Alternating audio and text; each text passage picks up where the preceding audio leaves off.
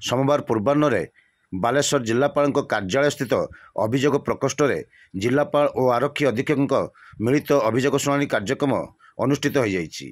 एही कार्यक्रम में जिलापाल सूर्यवंशी मयूर विकास, आरक्षी अधीक्षक राज प्रसाद, अतिरिक्त जिलापाल हेमंत सिंह, बालेश्वर उपजिलापाल प्रथमेश अरविंद राज सिरके, जिला मुख्य चिकित्सा अधिकारी डाक्टर सुशांत कुमार नायक प्रमुख जोगदे जनसाधारण अभियोग शुणा सहित यार समाधान करथिले।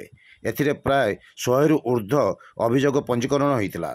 कार्यक्रम में समस्त विभागर विभागीय अधिकारी प्रमुख उपस्थित थिले।